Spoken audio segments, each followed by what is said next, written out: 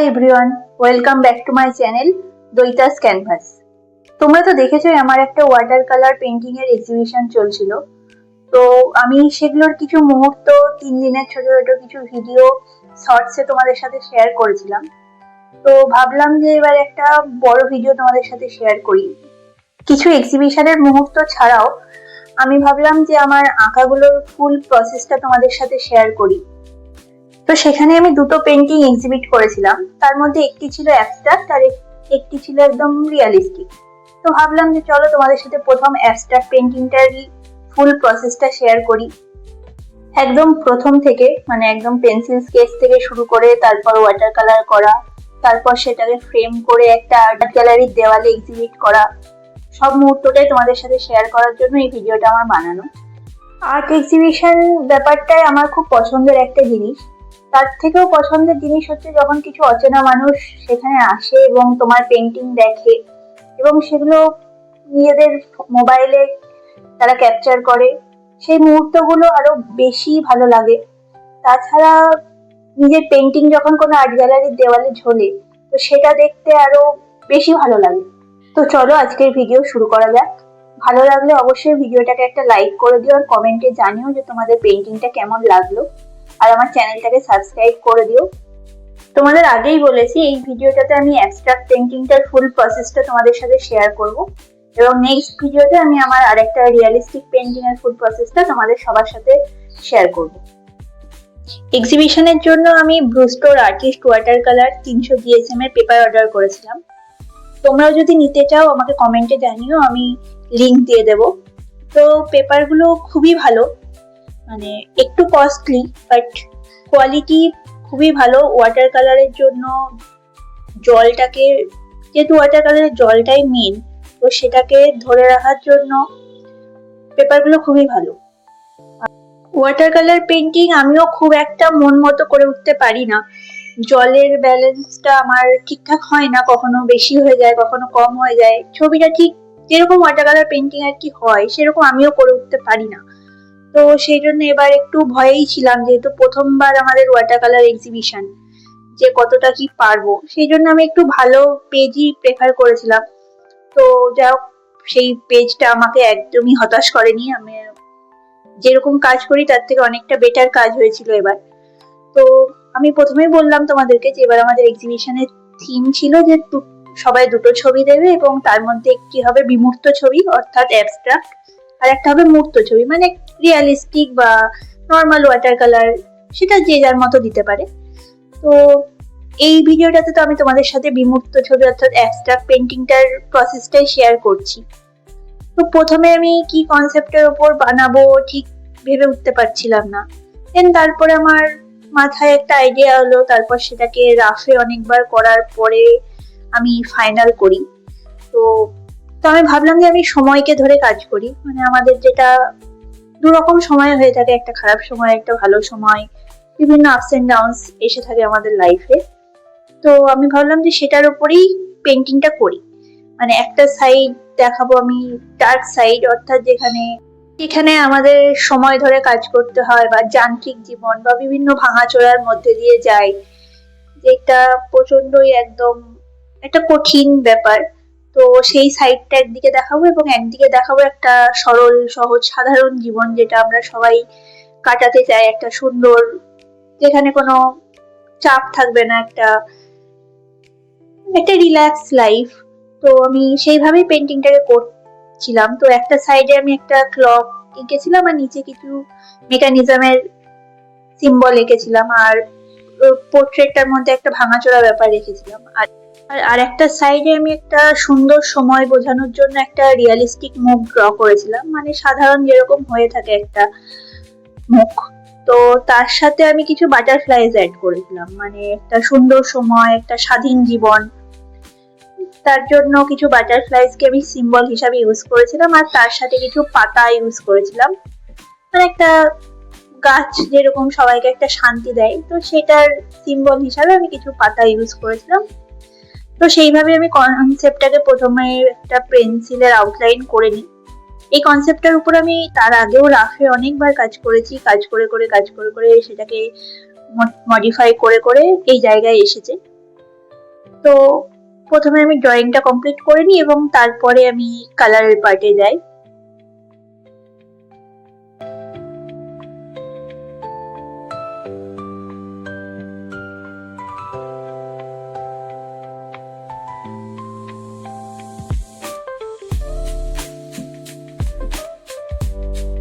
এরপর আমরা আসছি নেক্সট পার্ট, অর্থাৎ মেন পার্ট যেটা কালারের পার্টে। তো কালারের জন্য আমি অনেক বছর ধরে একটা কালার ইউজ করছি, সেটা হচ্ছে ক্যামেলের আর্টিস্ট ওয়াটার কালার। এটা আমি প্রায় 6-7 বছর ধরে ইউজ করছি। এই কালারটা আমাদের ইন্ডিয়ান পেন্টিং এর জন্য খুবই ভালো একটা কালার। তোমাদের যদি দরকার হয় তোমরা অবশ্যই আমাকে কমেন্টে জানিও, আমি এটারও লিঙ্ক দিয়ে দেবো। তো আর ক্যামেলেরই আমি ব্রাশ এর আগে কিছু অর্ডার করেছিলাম, আমি দেখিয়েওছিলাম তোমাদেরকে, তো সেগুলোই আমি ইউজ করছি, আর কিছু লোকাল শপ থেকে নেওয়া কিছু ব্রাশ ইউজ করছি। তো চলো কালার শুরু করা যাক। আমি প্রথমেই তোমাদেরকে বলেছি যে আমি খারাপ সময় ভালো সময় দুটো দিক দেখাচ্ছি আমার পেন্টিং এ। তো তার জন্য আমি একটা সাইডে একটু হালকা কালার অর্থাৎ ইয়েলো, গ্রিন এগুলো ইউজ করছি, আর একটা দিকে একটু ডার্ক কালার পেল ব্লু, ব্রাউন, স্যাপ গ্রিন এইগুলো ইউজ করব। তো এইগুলো ইউজ করে প্রথমেই আমি একটা হালকা বেস তৈরি করে নেব এবং তারপরে আস্তে আস্তে ডিটেইলিং এ যাব। তো তোমরা অবশ্যই ভিডিওটা পুরোটা দেখো, তাহলে তোমরা বুঝতে পারবে। তবে আমি স্টেপ বাই স্টেপ অনেকগুলো লেয়ারের ওপর পেন্টিংটা দাঁড় করিয়েছি।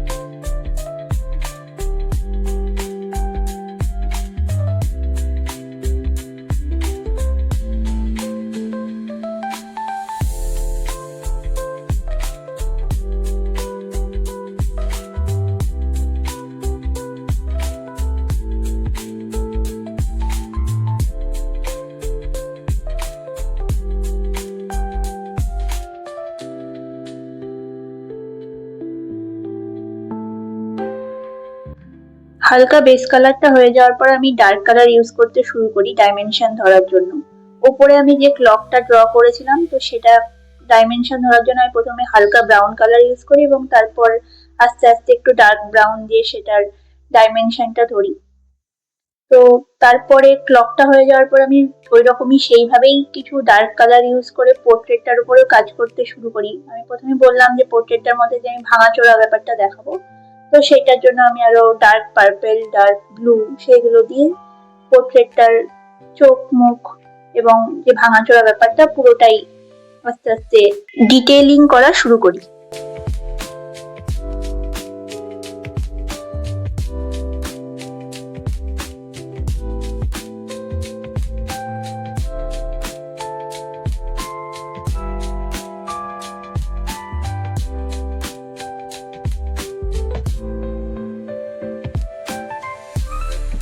তারপর আসি মেকানিজম গুলো যেহেতু আমি একটু ডার্ক কালারের উপরেই রাখতে চেয়েছিলাম, তো সেগুলোর জন্য আমি একদমই ডার্ক ব্রাউন, ব্ল্যাক এই কালার গুলো ইউজ করেছি। তো আস্তে আস্তে সেটার স্ট্রাকচারটা আমি দেওয়ার চেষ্টা করি।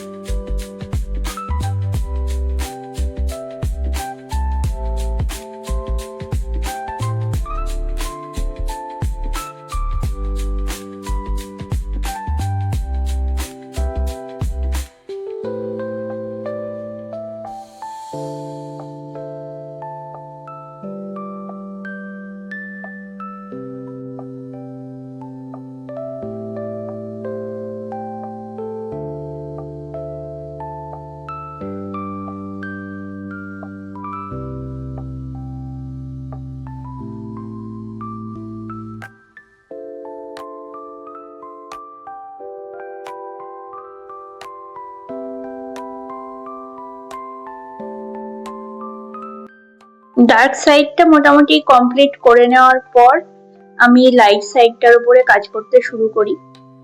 লাইট সাইডটাই প্রথমে আমি চোখ মুখগুলোকে একটু রিয়ালিস্টিক করতে চেয়েছিলাম, তো সেগুলোর জন্য আমি মোটামুটি চোখের উপরে প্রথমে কাজ করি, যেহেতু চোখটাই হচ্ছে পোর্ট্রেটটার একটা মেইন জায়গা আর রিয়েলিস্টিক সাইডে।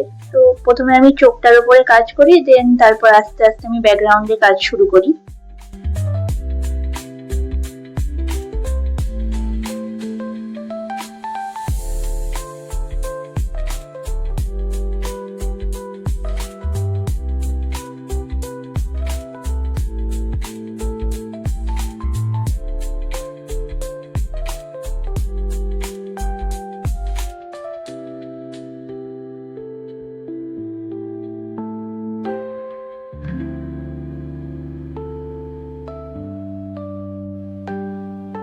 ফেসের কাজ হয়ে যাওয়ার পর আমি বাটারফ্লাইজ গুলোর ডিটেলিং শুরু করি। আমি ওগুলো একদমই রিয়েলিস্টিক করতে চাইনি, একটু ওয়াটার কালারে যেরকম হয় একটু আবছা আবছা একটা ব্যাপার, তো সেটাই দিতে চেয়েছিলাম। তো আমি চেষ্টা করছিলাম যতটা সম্ভব হয়। একটু ভয় ভয়েও ছিলাম, কারণ আমি প্রথমে বললাম যে ওয়াটার কালারটা আমি ঠিক মনের মতো পারি না, তো সেই জন্য কতটা পারবো কতটা পারবো না সে একটা ভয় কাজ করছিল। তো সেটাই আস্তে আস্তে আমি প্রত্যেকটা বাটারফ্লাই খুব ধৈর্য ধরে ধরে কাজ করছিলাম।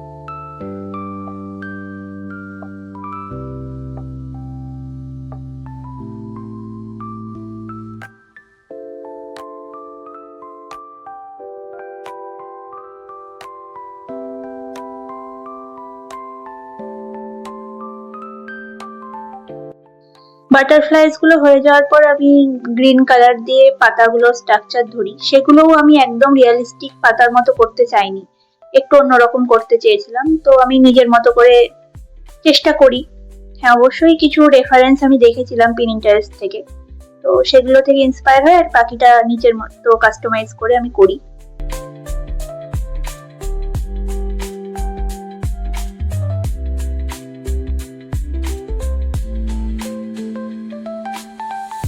একটু কাজে ব্যস্ত থাকায় এই পোর্ট্রেটটা আমি প্রায় দুদিনে শেষ করতে হয়েছে আমাকে, কারণ আমার হাতে আর একদমই সময় ছিল না। তারপর এগুলো ফ্রেম করতেও দিতে হবে।